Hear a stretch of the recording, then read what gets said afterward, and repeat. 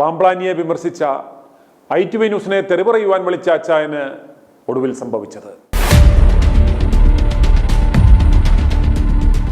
കത്തോലിക്ക സഭയിലെ യുവാക്കൾ 18 വയസ്സ് മുതൽ പ്രേമിക്കണമെന്നും 25 വയസ്സിനുള്ളിൽ പെണ്ണ് കെട്ടിയില്ലെങ്കിൽ നിന്ന് ഇളന്താളിച്ചു പോകും എന്ന് ഉപദേശം നൽകിയ പാംപ്ലാനിയെ വിമർശിച്ചുകൊണ്ട് ITV ന്യൂസ് ഏതാനും ദിവസങ്ങൾക്ക് മുമ്പ് ഒരു വാർത്ത നൽകിയിരുന്നു. ഇത് കണ്ട് കത്തോലിക്ക സഭാംഗമായ ജോസഫ് എന്നൊരച്ചായൻ എന്നെ വിളിച്ചത് കേൾക്കുക. കഴിഞ്ഞ ദിവസം പാംപ്ലാനി പിതാവിന്റെ ഒരു അഭിപ്രായത്തെ കുറിച്ച് ഒരു വീഡിയോ ചെയ്തില്ലായിരുന്നോ? അതിനകത്ത് ആ പാംപ്ലാനി പിതാവ് എന്ന് പറയുന്ന ആള് ഓൾറെഡി ഞങ്ങളുടെ സഭയെ സംബന്ധിച്ചോളം പുള്ളിക്കാരൻ എന്റെ ഒരു എതിർ കക്ഷിയാണ്. അതായത് ഞങ്ങള് ആൾക്കാരഭിമുഖത്തിന് ആഗ്രഹിക്കുന്നവരും പുള്ളി ജനാഭിമുഖത്തിന് സപ്പോർട്ട് ചെയ്യുന്ന ആളാണ്. നിശ്ചയമായിട്ട് ഞങ്ങൾക്ക് എന്നാലും ആ കക്ഷി പറഞ്ഞേക്കണ ഒരു യുവാക്കളുടെ കല്യാണത്തിനെ പറ്റി പുള്ളി പറഞ്ഞിട്ടുണ്ടല്ലോ. അതിനകത്ത് പറയാനുള്ളത് ആ കക്ഷി പറഞ്ഞത് വളരെ കൃത്യമായിട്ടുള്ളൊരു കാര്യമാണ് പറഞ്ഞത്. കാരണം എന്ന് പറഞ്ഞു കഴിഞ്ഞാല് ഈ ഒരു മനുഷ്യന്റെ സ്നേഹം തുടങ്ങണത്, ഒരാണിന്റെ സ്നേഹം തുടങ്ങണ പ്രായം 14-ാമത്തെ വയസ്സിലാണ്. ഒരു കണക്കുണ്ടോ 14-ാം വയസ്സിലാണ് അങ്ങനെ? ഇല്ല, തീർച്ചയായിട്ടും പെണ്ണുങ്ങൾക്ക് 12-ാം വയസ്സും ആണുങ്ങൾക്ക് 14-ാം വയസ്സിലുമാണ് ശാസ്ത്രീയമായിട്ട് അല്ലെങ്കിൽ ബയോളജിക്കൽ പരമായിട്ട് അതിനൊരു സ്റ്റാർട്ടിങ് സ്റ്റേജ് വെച്ചിരിക്കുന്നത്. ഇവരുടെ ഈ മനസ്സിനെ ഇങ്ങനെ രൂപപ്പെടുത്തി അങ്ങോട്ട് മുന്നോട്ട് പോകുമ്പോഴത്തേക്ക് ഒരു 10-25 വയസ്സെത്തപ്പോഴത്തേക്ക് ഓൾറെഡി ഇവരോട് തന്നെ ഒരു റിവഞ്ച് തോന്നും. അവരെ ആരും പ്രേമിക്കുന്നില്ല, അവരാരും ശരിയില്ല, അവര് മൊണ്ണകളാണ്, അല്ലെങ്കിൽ അവര് ഒന്നിനും കൊള്ളാത്തൊരു ആൾക്കാരാണെന്നുള്ള റിവഞ്ച് തോന്നിയിട്ട് പിന്നീട് ഇവര് വിവാഹത്തോട് വിരക്തി കാണിക്കും. ഈ പറയുന്ന ആണുങ്ങൾ 25 വയസ്സിന് ശേഷം കല്യാണം കത്തോലിക്ക ചെറുപ്പക്കാരുടെ മാത്രം ഒരു ചിന്താഗതിയാണോ ഇങ്ങനെ? അല്ല, കത്തോലിക്ക ചെറുപ്പക്കാരുടെ അല്ല, ആണുങ്ങൾ, ലോകത്തിലെ ആണുങ്ങളുടെ ചിന്താഗതി ഇങ്ങനെ പോണം. ഒരു 25-28 വയസ്സിന് മുമ്പായിട്ട് ഒരു കല്യാണം സെറ്റാകാത്തവർക്ക് അവരോട് തന്നെ ഒരു റിവഞ്ച് തോന്നുന്നു. എന്നെ കൊണ്ട് എന്നെ നടക്കത്തില്ല എന്ന് പറഞ്ഞിട്ട് അവര് തന്നെ കല്യാണത്തിൽ നിന്ന് അവര് തന്നെ പിന്മാറിയിട്ടാണ് ഇത്രയും പറയുന്ന ആൾക്കാരുടെ കല്യാണങ്ങൾ നടക്കാതെ നിലനിൽക്കുന്നത്. ഒത്തിരി കേസുകൾ എനിക്കറിയാം. ഇങ്ങനെ റിവഞ്ചോടുകൂടി ഈ കല്യാണത്തിൽ നിന്ന് പുറംതിരിഞ്ഞു പോണ ആൾക്കാർ. അവര് സ്വമേധയാ ആരെയും പ്രേമിക്കാൻ പോയില്ല, എന്നാൽ വീട്ടുകാർ വേണ്ട വിധത്തിൽ ആലോചിച്ച് കല്യാണം കഴിഞ്ഞ് നടത്തുകയില്ല. അങ്ങനെ വരുമ്പോഴത്തേക്ക് അവർക്ക് സ്വമേധയാ ഒരു റിവഞ്ച് തോന്നിയിട്ടാണ് ഈ കല്യാണം. ഇത് തിയോളജി പഠിച്ചതും ഫിലോസഫി പഠിച്ചതുമായിട്ടുള്ള ഒരു പിതാവ് വളരെ കൃത്യമായിട്ട് ആ കാര്യം വിശകലനം ചെയ്യുമ്പോഴത്തേക്ക് അതിനകത്തൊരു പ്ലസ് പോയിന്റ് ആണ് നമ്മൾ കാണേണ്ടത്. അങ്ങനൊന്നുമില്ല. അയാളെ സംബന്ധിച്ചുള്ള ഞാൻ എല്ലാ ബഹുമാനത്തോടും അങ്ങോട്ട് ഞാൻ ഒരു കാര്യം പറഞ്ഞോട്ടെ. ഒന്ന്, ഇയാളെ ഒന്നും പിതാവേ എന്ന് വിളിക്കാൻ പറ്റത്തില്ല. കാരണം ആളുടെ പിതാവ് ഒരു വിവാഹം കഴിച്ച് മക്കളുടെ പിതാവാകുമ്പോഴാണ് സാധാരണഗതിയിൽ ബയോളജിക്കലിയും ശാസ്ത്രീയമായിട്ടും നമ്മൾ പിതാവ് എന്ന് പറയുന്നത്. എന്നിട്ട് ആത്മീയമായിട്ടും വിശുദ്ധ വേദപുസ്തകം നോക്കിക്കഴിഞ്ഞാലും അതിനകത്ത് കൃത്യമായിട്ടും പറയുന്നുണ്ട് സഭാധ്യക്ഷന്മാർ അല്ലെങ്കിൽ ഇത്തരത്തിലുള്ള ആത്മീയാചാര്യന്മാർ ഉത്തമ ഭാര്യമാരുടെ ഭർത്താക്കന്മാരാവട്ടെ എന്നും കൃത്യമായിട്ടും ഇതൊക്കെ ഞാൻ സാങ്കുവെച്ചു. ഞാൻ പിതാവ് എന്ന് പറഞ്ഞത് സഭാ പിതാവ് എന്ന് പറയുന്ന ആളെ അതിനകത്ത് ബുദ്ധിപരമായ പല കാര്യങ്ങളുണ്ട്. കാരണം പിതാവെ അല്ല അച്ഛാന്ന് വിളിക്കുമ്പോൾ തന്നെ ആളുകൾ സൈക്കോളജിക്കലി ഇവർക്ക് അടിമകളായി മാറുന്നു. നമ്മുടെ വിഷയം അതല്ല, ഞാൻ ഇനി ഇതിലേക്ക് വരാം. ഒന്ന്, ഇദ്ദേഹത്തിന്റെ ആശങ്ക എന്ന് പറയുന്നത് കത്തോലിക്ക യുവാക്കള് അല്ലെങ്കിൽ അവർക്ക് പെണ്ണ് കിട്ടുന്നില്ല, അവര് വിവാഹ ജീവിതം കഴിക്കുന്നില്ല എന്നതിലുപരി ഇദ്ദേഹത്തിന്റെ കൺസേൺ എന്തുവാ? സഭയിൽ ആള് കുറയുന്നു എന്നുള്ളതാണ് പുള്ളിയുടെ ആശങ്ക. പുള്ളി അതിനെ അഡ്രസ് ചെയ്യാൻ കാരണം എന്താ? അത് അവരുടെ പ്രസ്ഥാനം നിലനിൽക്കത്തില്ല. ആ ആശങ്കയല്ലേ? അല്ലാതെ യഥാർത്ഥമായിട്ട് അവര് എന്നാൽ ഇച്ചിരൂടെ ഏർലി സ്റ്റേജിൽ അവരുടെ യൗവനകാലത്ത് തന്നെ അവർ വിവാഹ ജീവിതം കഴിച്ച് അവർ സന്തോഷമായിട്ട് ജീവിക്കട്ടെ എന്നുള്ളതല്ലല്ലോ. സഭയിൽ ആള് കുറയുന്നു എന്നുള്ളതാണല്ലോ അവരുടെ ആശങ്ക. അത് ഓൾറെഡി അത് കത്തോലിക്ക സഭയുടെ ആശങ്കയാണ്. കാരണം എല്ലാ യുവാക്കളും ഇവിടുന്ന് കേരളം വിട്ട് വിദേശത്തേക്ക് പോകുന്നു, സഭയിൽ ആൾക്കാർ കുറഞ്ഞു പോകുന്നു. അതാ പറഞ്ഞ, സഭയ്ക്ക് ഇത്രയും പ്രസ്ഥാനങ്ങളുണ്ട്, ഇത്രയും സംവിധാനങ്ങളുണ്ട്. ഈ സഭയിലുള്ള ചെറുപ്പക്കാർക്ക് ഇവർക്ക് എന്തുകൊണ്ട് ഇവർക്ക് ഒരു തൊഴിൽ നൽകാനോ അല്ലെങ്കിൽ ഇവർക്ക് ഈ നാട്ടിൽ ഒരു സെൽഫ് എന്റർപ്രണർ ആകാൻ പറ്റാവുന്ന ഒരു സംവിധാനം ഇവർക്ക് കൊടുക്കാൻ പറ്റുന്നില്ല? ഇവരെല്ലാം 100% മനസ്സോടെയാണോ വിദേശ രാജ്യത്തേക്ക് സ്വന്തം നാടിനെയും കുടുംബത്തെ ഉപേക്ഷിച്ച് പോകുന്നത്? അല്ല, തീർച്ചയായിട്ടും. അതിനകത്ത് കാര്യം എന്നറിയാം, ഇന്ത്യ എന്ന് പറയുന്ന രാജ്യത്ത് ഇന്ന് ലോകത്തെ അടിസ്ഥാനപ്പെട്ട് ജീവിക്കുന്ന അതായത് നമ്മളിപ്പോ ഇന്ത്യയിൽ പണ്ട് കുറെ നാളുകൾക്ക് മുമ്പ് ഇന്ത്യയിൽ വേണ്ട, ഇവിടെ ഗതിയില്ലാത്തതുകൊണ്ട് വിദേശത്തേക്ക് പോകുന്ന നമ്മൾ അങ്ങനെ പറഞ്ഞാൽ അങ്ങനെയല്ല. അല്ല, അതുകൊണ്ടല്ലേ പോകുന്നത്? 99% ആളുകൾ വിദേശത്തേക്ക് പോകാൻ കാരണം എന്താ? ഇവിടെ അതുപോലുള്ള നല്ല ഓപ്പർച്യൂണിറ്റി ഉണ്ടായതുകൊണ്ടാണോ ഇല്ലാത്തതുകൊണ്ടാണോ? അതിന് രണ്ട് വശമുണ്ട്. അതായത് ഇന്ന് നിൽക്കുന്ന ജനങ്ങള് നെറ്റിലൂടെ വേൾഡ് വൈഡ് അവരുടെ മനസ്സ് കിടക്കുകയാണ്. അവിടെ ഈ ഇന്ത്യ എന്ന് പറയുന്ന രാജ്യത്ത് കിട്ടുന്ന സാലറിയെ അപേക്ഷിച്ച് നോക്കുമ്പോൾ ഇത് വിദേശത്ത് കിട്ടുന്ന ഒത്തിരി കോടികളാണ് അവരുടെ മനസ്സിൽ കിടക്കുന്നത്. അവിടെ എത്ര ശ്രമിച്ചാലും ഇന്ത്യയിൽ അത് കിട്ടത്തില്ല. പോകുന്നത് തെറ്റാണോ? ഇവിടെ ഒരു നേഴ്സ് അവൾ ഇവിടെ 10-12 മണിക്കൂർ ഇവിടെ കിടന്ന് മാട് പോലെ പണി എടുത്തു കഴിഞ്ഞാൽ ഇവിടെ ഒരു 10,000-15,000 രൂപ കിട്ടുമ്പോഴത്തേക്കും ഒരു വിദേശ രാജ്യത്ത് പോയി 2.5 ലക്ഷം രൂപയോ 3 ലക്ഷം രൂപയോ കിട്ടുമെങ്കിൽ അതാണോ നല്ലത് ഇവിടെ ജോലി ചെയ്യുന്നതാണോ? അങ്ങനെ പോണത് ആ ചിന്തിക്കണവന്റെ നല്ല മനസ്സ്. അവൻ അങ്ങനെ ചിന്തിക്കുകയും അവൻ വിദേശത്ത് പോയി അവൻ നല്ലൊരു ജീവിതം കെട്ടിപ്പടുത്തെടുക്കുകയും ചെയ്യേണ്ടത് അവന്റെ ആഗ്രഹം. അവിടെ ആശങ്ക കാണിക്കുന്നത് ഇവിടുത്തെ സഭയാണ്. ഇവിടുത്തെ സഭയിൽ എന്തിനാണ് ചോദിക്കുന്നത്? ഒന്ന്, ഇവന് പ്രാപ്തിയില്ല. 2, ഈ വിദേശത്ത് പോകുന്നവന്റെയും അവന്റെയും 10% അവന്റെ മറ്റു ആവശ്യങ്ങൾക്കെന്ന് പറഞ്ഞ് ഇവന്മാരുടെ സകല പരിപാടികൾക്കും ഇന്ന് ഏറ്റവും കൂടുതൽ സംഭാവന കൊടുക്കുന്നത് ഈ പ്രവാസികളല്ലേ? ആ പ്രവാസികൾ പണം മേടിച്ച് തിന്നിട്ട് ഈ 2 വർഷം കൂടെ പറയണമെന്നാണ് ഞാൻ ചോദിച്ചത്. ഈ വിദേശത്ത് പോകുന്നവര് വളരെ സെറ്റിൽഡ് ആയിട്ട് വിവാഹ ജീവിതം നടത്തിയൊക്കെ മുന്നോട്ട് പോകുന്നുണ്ട്. പക്ഷെ ഇവിടെ കെട്ടിക്കിടക്കുന്ന മൊണ്ണകൾക്ക് മാത്രമാണ് ഈ കല്യാണം നടക്കാതിരിക്കുന്നത്. അത് ഇവൻ പറയുന്നല്ല, ഇത് ഈ ലോഹയിട്ട പന്നൻ പറയുന്നല്ല. അവനെ ഞാൻ ഒരു പന്നൻ മനപ്പുറം വിളിയും കാണുമെന്നറിയാമോ?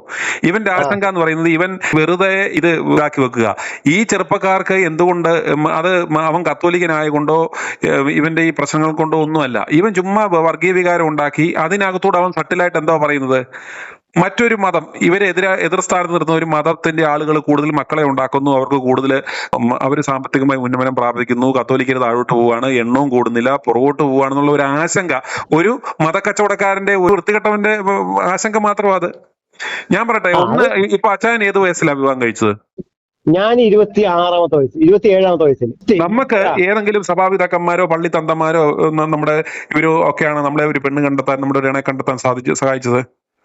അല്ല, ഞാൻ തീർച്ചയായിട്ടും എന്റെ വീട്ടുകാരുടെ ശ്രമമാണ് നമുക്കൊരു പെണ്ണിനെ കണ്ടെത്തുന്നത്. പക്ഷെ അതിനകത്ത് എനിക്കൊരു പ്രശ്നമുണ്ട്. ഞാൻ പറയുന്ന പ്രശ്നം എന്ന് വെച്ച് കഴിഞ്ഞാൽ ആ ലാസ്റ്റ് പോയിന്റ് ആ ഒരു കല്യാണം നടന്നില്ല എന്നുണ്ടെങ്കിൽ ഞാൻ കല്യാണം തന്നെ ഉപേക്ഷിച്ച് ഞാൻ ഗൾഫിലേക്ക് പോകുമായിരുന്നു. അതൊക്കെ ഏതാനും ചില ആളുകളുടെയൊക്കെ ചിന്ത. നമുക്ക് അതിനെ ചെയ്യാൻ പറ്റില്ല. ഈ പറയുന്ന 55 ലക്ഷത്തില് ഏതാനും ചിലർ പറയുന്ന 4000 പേര് പറ്റിയാണ് ഈ പറയുന്നത്. ആ ഏതാനും ചിലരുടെ ഈ 4000 എന്ന് പറയുന്ന തുച്ഛ ശതമാനമാണ്.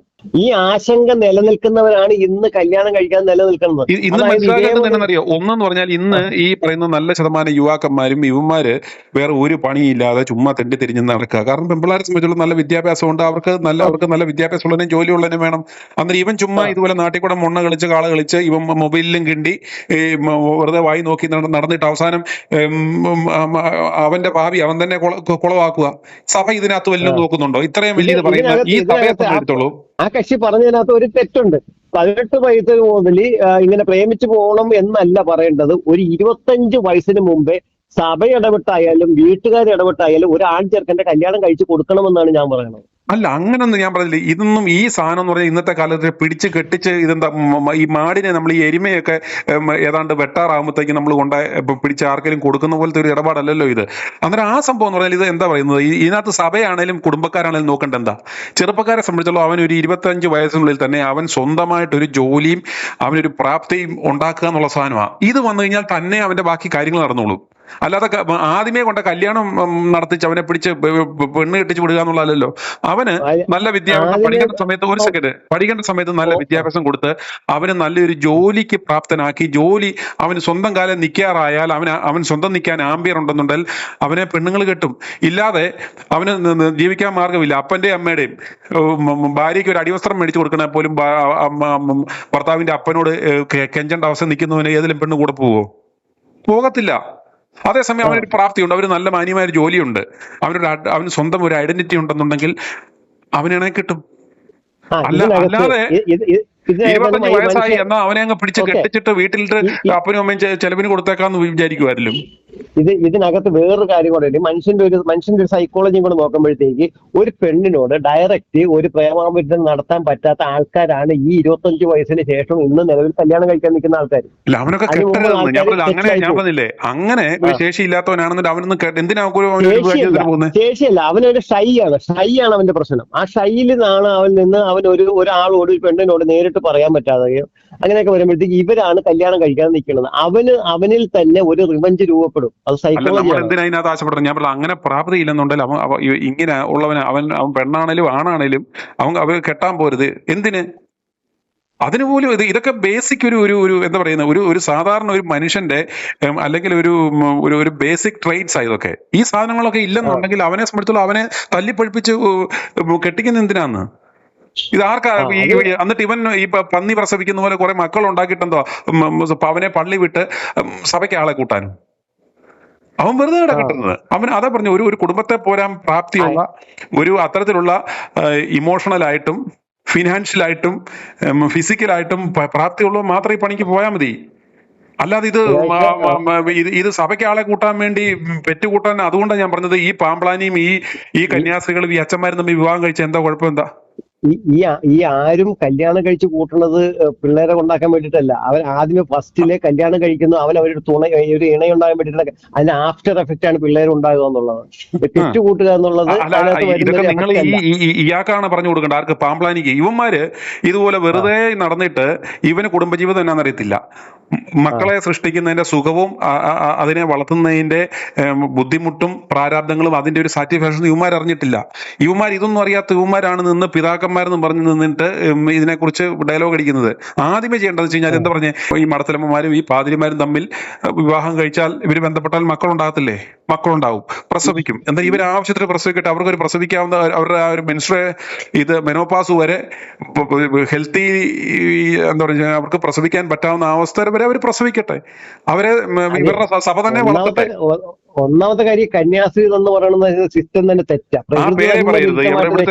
എവിടെ കന്യാസ്ത്രീകള്? ഇതൊക്കെ ഇവന്മാർ ഈ അച്ഛൻ എന്ന് പറഞ്ഞ അതാ പറഞ്ഞേ, അതായത് ഈ അച്ഛൻ എന്ന് പറഞ്ഞ, അതായത് ഈ മച്ചന്മാര് സ്വയം അവനെ അച്ഛനെന്ന് വിളിപ്പിച്ച് നമ്മളെ കൊണ്ട് അച്ഛനെന്ന് വിളിപ്പിക്കുന്നു. അവരാരും മച്ചന്മാരല്ല, അവര് കാര്യം കൃത്യമായിട്ട് നടത്തി പോകുന്നു. വേദപുസ്തകത്തിൽ തന്നെ പറയുന്നുണ്ട് സ്വയം ഷണ്ടന്മാരാക്കിയവരെന്ന്. ഇവനെല്ലാം അത് സ്വയം ഷണ്ടന്മാരാക്കിയവരും രാജാക്കന്മാര് ഷണ്ടന്മാക്കി ആക്കിയവരും ആൾക്കാരും ഉണ്ട്. അത് സ്വയം ഷണ്ടന്മാരാക്കിയ നിസ്സാരം ഒരു രാജ്യത്തിന് ഇവന്മാര് ഇങ്ങനെ വെറുതെ ഇങ്ങനെ നടക്കാൻ വേണ്ടി പറഞ്ഞിട്ടുണ്ടോ? കർത്താവ് പറഞ്ഞിട്ടുണ്ടോ? ആരും പറഞ്ഞിട്ടില്ല. എന്നിട്ട് ഈ പറയുന്ന പോലെ, അതായത് ഇവരുടെ ഈ സഭ എന്ന് പറയുന്ന ഈ മറ്റേ ഈ കൊള്ളസംഘത്തിന്റെ മുതലുകൾ വേറെ ആരിലേക്കും പോകാതിരിക്കാൻ വേണ്ടിയുള്ള ഒരു കുടില ബുദ്ധിയുടെ ഭാഗമായിരുന്നു ഈ പറയുന്ന ബ്രഹ്മചര്യം എന്ന് പറയുന്ന ഒരു സാധനം. പൗരോഹിത്യ ബ്രഹ്മചര്യം എന്ന് പറയുന്ന സാധനം കത്തോലിക്ക സഭയെ സംരക്ഷിക്കാൻ വേണ്ടി അവരുണ്ടാക്കിയെടുത്ത സിസ്റ്റമാണ്. ഇങ്ങനെ ഓരോരോ പേരുകളില് പേരുകൾ ചാർത്തി കൊടുത്തേക്കുന്ന യുവമാർക്ക് വിഷമറക്കാനുള്ള സംവിധാനങ്ങളാണ് ഉണ്ടാക്കിയേക്കുന്നത്. എന്നിട്ട് നമ്മളെ കൊണ്ട് മറ്റേ പേരും വിളിപ്പിക്കുന്നു.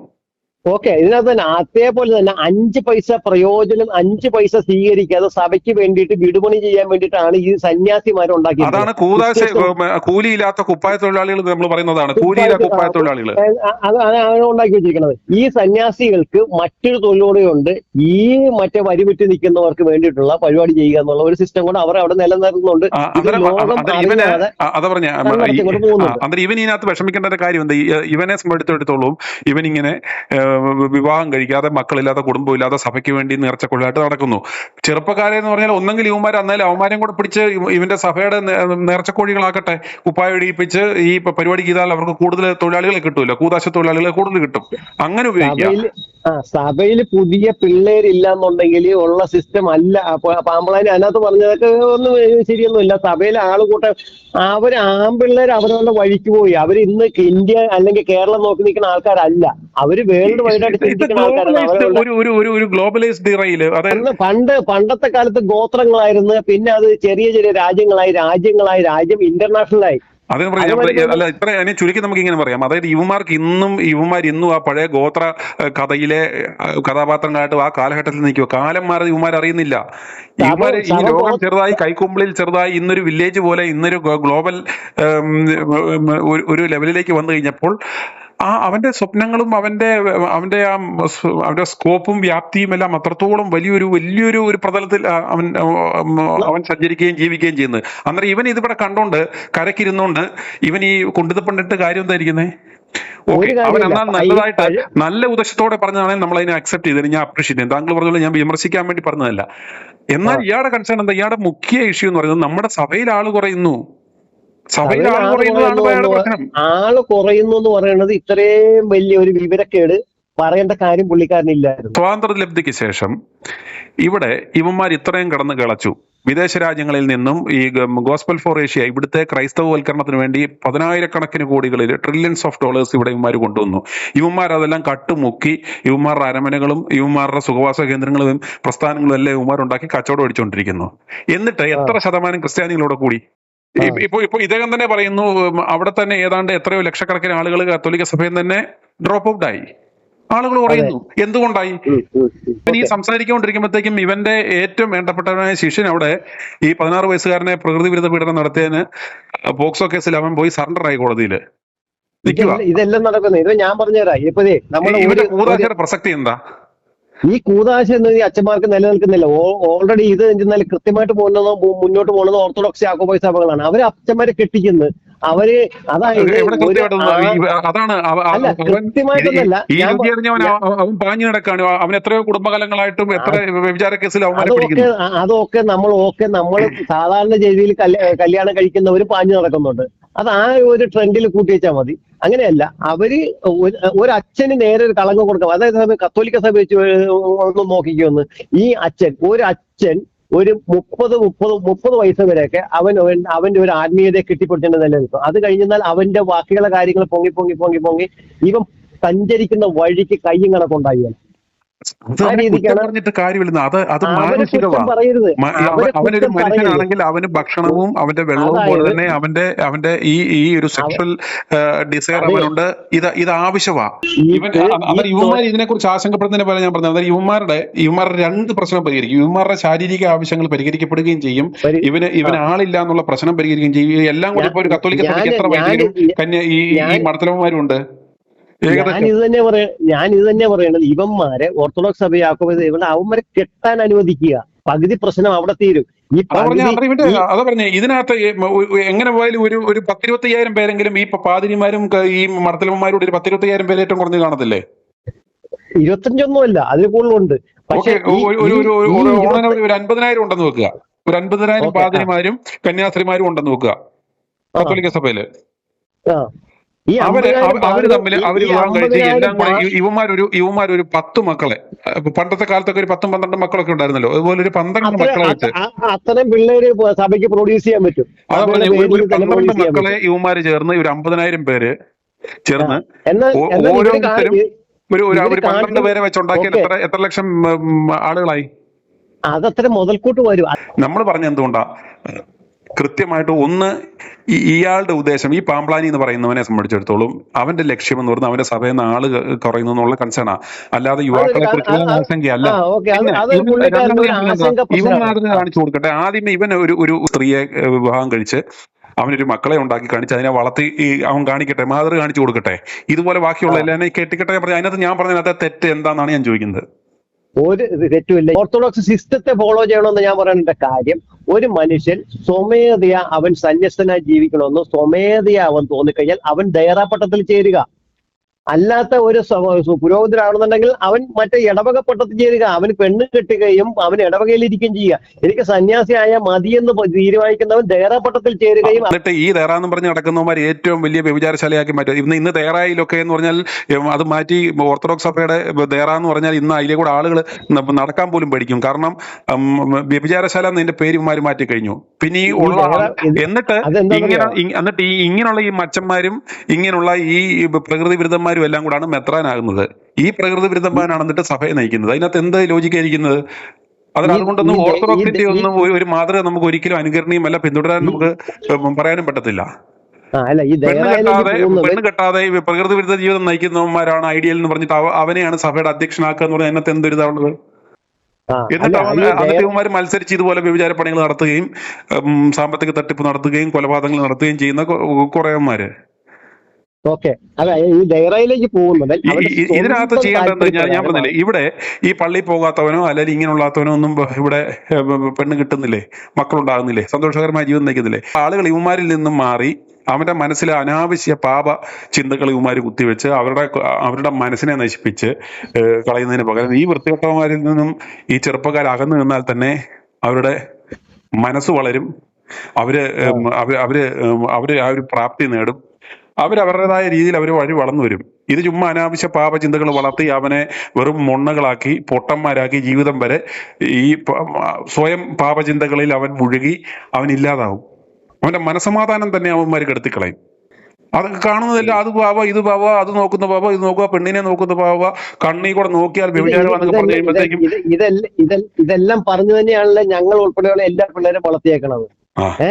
എന്നിട്ട് ആണ് ഇപ്പൊ ഈ പാമ്പളാനി ഇപ്പൊ നിന്നാണ് ഇപ്പൊ പുതിയ തലമുറയ്ക്ക് വേണ്ടിയിട്ടാണ് പുള്ളിക്കാരൻ പറഞ്ഞേക്കണത്. അതാ പറഞ്ഞ ആദ്യം എന്ന് പറയാൻ കഥ പറഞ്ഞ നീയൊക്കെ നിന്നെയും നിന്റെ കുടുംബത്തെയും ഓർത്ത് കരയൂന്ന് പറഞ്ഞ പോലെ ഇവനെ സംബന്ധിച്ചുള്ള ഇവന്മാര് ഈ ലോകം പൊതിഞ്ഞു കെട്ടി നടക്കുന്ന ഈ പ്രകൃതി വിരുദ്ധ ജീവിതം നയിക്കുന്ന ഈ പന്നന്മാര് അവന്മാരെ കുറിച്ച് ഓർക്കുകയും കരയുകയും ചിന്തിക്കുകയും ചെയ്തിട്ട് ജനങ്ങളെ വെറുതെ വിടാൻ പറ. ഇവനൊക്കെ ഞാൻ പറഞ്ഞു ഇവനൊക്കെ കണ്ടല്ലോ തിന്ന് ചേർത്ത് പന്നി എന്ന് പറഞ്ഞ നമ്മുടെ ചീമപ്പന്നി പോലെ നടക്കുകയാണ് ഇവനൊക്കെ. പണി ചെയ്യുന്നുണ്ട് ഇതിനൊക്കെ ഒരു രസമുള്ള കാര്യം അറിയാമോ? ഇതിനകത്ത് ഒരു കൃത്യം പുരോഗതി എന്ന് പറയുന്ന ഒരു മനുഷ്യനില്ല. അതങ്ങനെ മനസ്സിലാക്കണമെന്നുണ്ടെങ്കിൽ ഇവന്റെ ഒക്കെ കയ്യിലിരിക്കുന്ന മൊബൈൽ ഒന്ന് അൺലോക്ക് ചെയ്ത് നമ്മുടെ കയ്യിലേക്ക് ഇതാ എന്ന് കഴിഞ്ഞാൽ ഇവന്റെ എന്താണ് ഇവന്റെ പൗരോഹിത്യം എന്നുള്ള കാര്യം നമുക്ക് അവിടെ തെളിയിച്ചു കൊടുക്കാൻ സാധിക്കും. ഈ കാര്യങ്ങളെല്ലാം നല്ലതായിട്ട് അറിയാം യുവമാർ ആരാണ്. അന്നേരം അത്രേ ഉള്ളൂ, നമ്മൾ സംസാരിച്ച് ഇത്രേ ഉള്ളൂ. പിന്നെ തോന്നുന്നുണ്ടോ ഞാൻ പറഞ്ഞതിനകത്ത് എന്തെങ്കിലും തെറ്റുണ്ടോ? ഇത്രയും വലിയ ഒരു വിവരക്കേട് പറയേണ്ട കാര്യം പുള്ളിക്കാരനില്ലായിരുന്നു. i2i News, an eye for truth. i2i News subscribe ചെയ്തിട്ടില്ലാത്തവർ ഇപ്പോൾ തന്നെ സബ്സ്ക്രൈബ് ചെയ്യുക. നോട്ടിഫിക്കേഷൻ ലഭിക്കുവാൻ ബെൽ ബട്ടണും അമർത്തുക.